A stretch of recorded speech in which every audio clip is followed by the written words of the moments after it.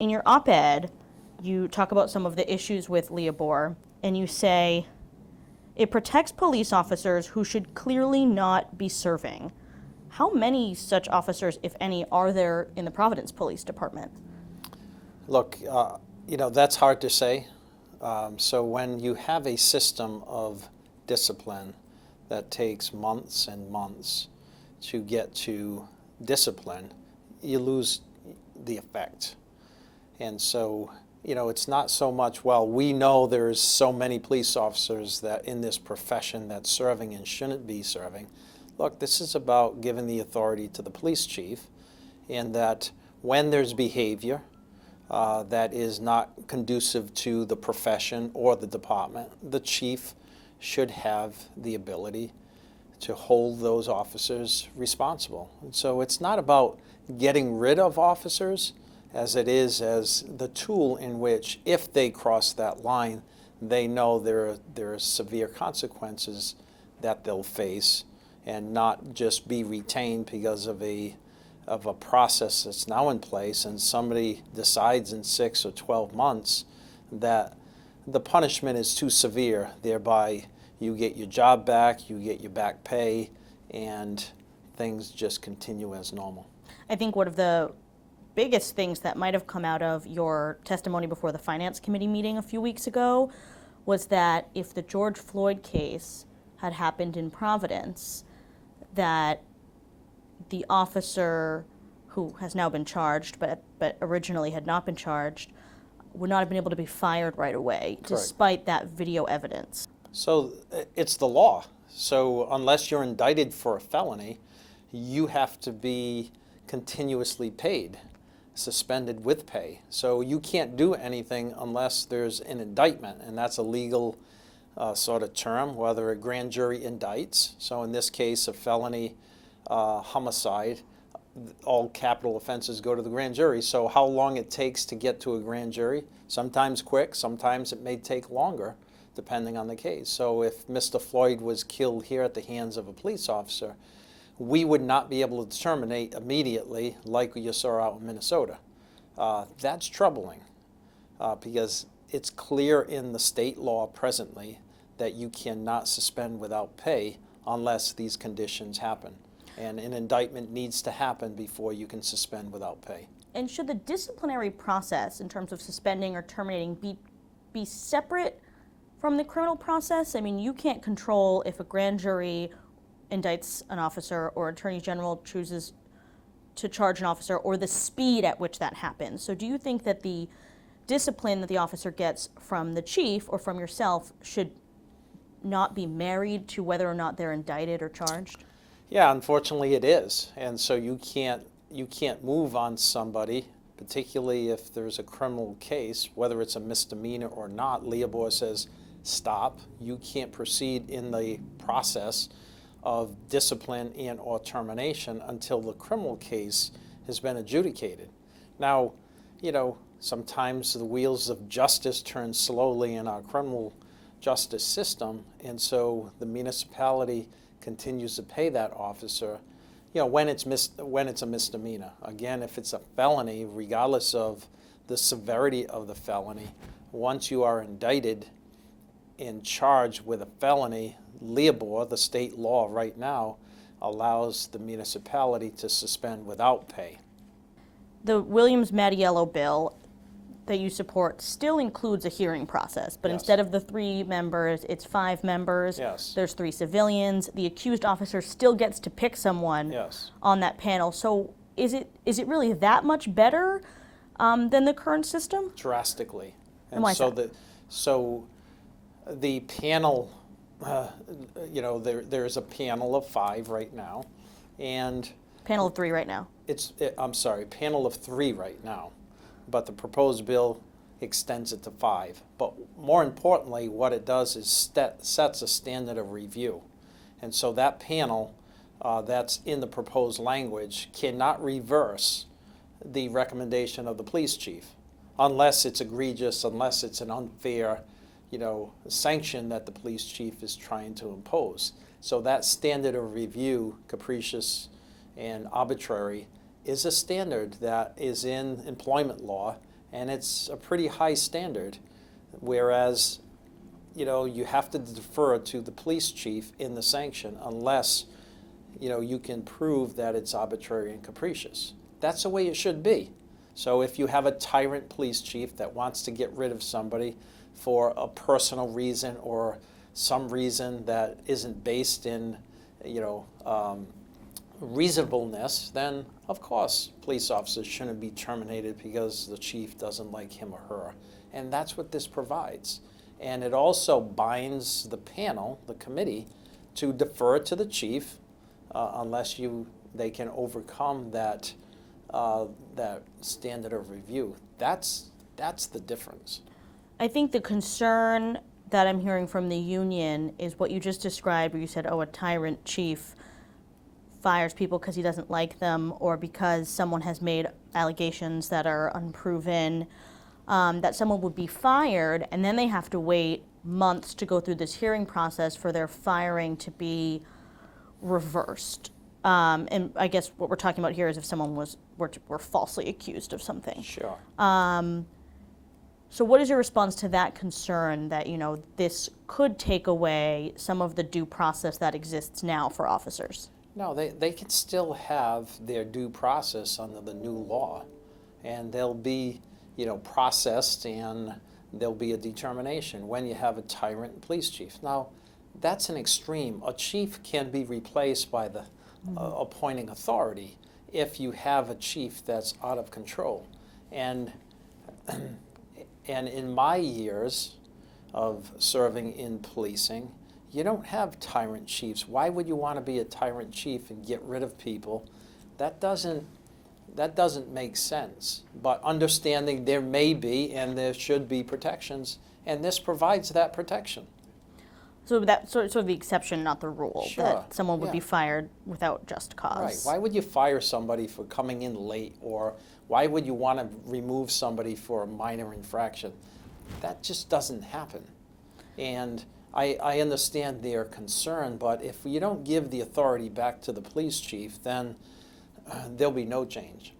The union voted no confidence in you, along with the mayor. They cited in part your position on LEOBOR, although the no confidence vote was prompted by the firefighter Pachi incident. They say you should have defended and publicly supported the two officers involved. Of course, you're also the fire chief, so you have your firefighters saying you're feeling one way about this incident, your police union feeling another way about this incident. How do you effectively lead this department if the rank and file says they have no confidence in you? So I've taken this position when I was at the state police, long before I came here. I took the position on LEOBOR in 2014. They knew it, or should have known that, and so to cite that as one of the foundations that they've lost confidence, I mean, that's their prerogative. I understand that, I respect their position, but we need some cultural change in policing. And if we don't lead this as a profession, it's going to be led for us, and it may not be what is in the best interest of policing.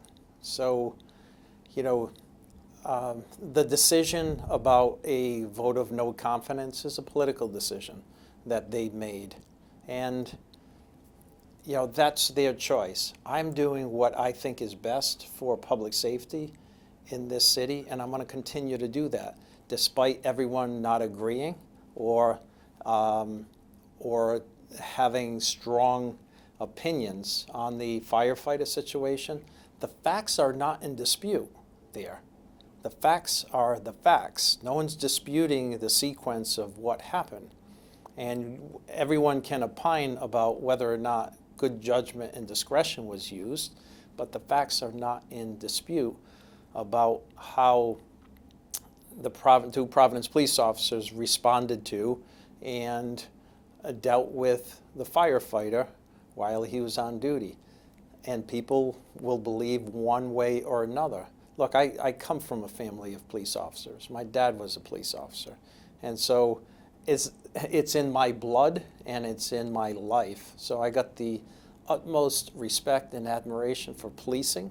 But if you look at what's going on in this country, this is on us in this profession to change the way that we're doing things so all people feel respected, all people feel equal. And right now we have a segment of our population in this country and in this city that doesn't feel that way. And that's on us to do something about it, and I'm trying to lead that and change how people feel about their police and how the interaction with police and the African American community is and should be in the future. You mentioned the judgment and discretion, which Sure. I think is, as you mentioned, what was in dispute in that particular incident. In general, police officers have a lot of discretion, right, Sure. in their jobs. They decide whether they think the incident might call for them to pull their weapon or not, for Sure. example. Is that part of what needs to change in policing? We know we have a large community of activists who believe that there's a systemic racial problem in policing. Is part of it the training on that discretion of when do you take a certain action? I think it's complicated, and it's a lot, right? So, yeah, the law gives great discretion for police officers, and I'm not looking to change that discretion because, that discretion and those decisions made every day by police officers across this country are vested in them in their training to make good decisions in judgment. So as far as pulling a gun out and approaching a vehicle, look, that was a robbery that had occurred with a gun and a knife. So I'm not questioning their discretion in their training when they're approaching a suspect vehicle with their firearms drawn. And that's according to protocol. That is what every officer would do in a similar situation. Some of the other decisions that were made, I question. The search. I question the necessity. Do you have a lawful right to ask? Sure, you had a lawful right to search without asking. So some of those things that we could do better and perhaps not ask for a search, perhaps not do some things that were done, but technically and legally, look, they can do it. But when you do that and either race or some other ethnicity is involved in that, people feel as though you did it because of the race or ethnicity or gender of that individual. And there's no disputing that. That's how they feel. But police officers have to be mindful that with great power and discretion comes the appearance of abuse. And that's what we need to do a better job at in policing. And if we don't, somebody will, by way of law or policy that's driven, that it really hampers the police. I think we should own it. I think we can change it, and it's going to take some effort and some convincing that we need to change things. If not, they'll never change, and we'll continue to see what we're seeing now. And what people are calling for at this point, there's people saying they want to abolish the police, they want to defund the police. Of course, I know you don't agree with that, but it sounds like city leaders are willing to look at least reallocating resources in the police department or cutting the budget a little bit, not to the extent of what defunding might entail. What do you think of that? Is there room to move things around in how the police department is funded? So we take 125 to 130,000 calls a year in the Providence Police. Is there a percentage of those calls that we shouldn't take or shouldn't handle? Of course, I'm sure, of course. What that percentage is and what system is put in its place, I don't know. We've talked a lot about mental health calls, and we go because there's nobody else to respond. And there are some programs across the country that we're looking at and perhaps dispatching to people that are in a better position, both training and capability of dealing with those calls. Yeah, we've burdened our police in this country way too much. And 911 is used and abused as well.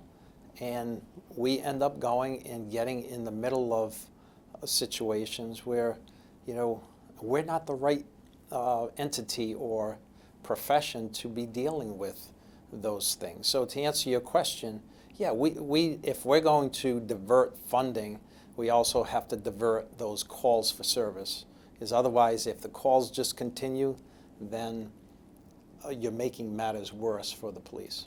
And so Chairman Igliozzi's proposal for a mobile crisis intervention unit, which would do pretty much what you described, it would dispatch, someone calls 911, you dispatch a social worker or a different type of expert to that call, and then they only call the police if they get there and there's indication that it requires a police officer.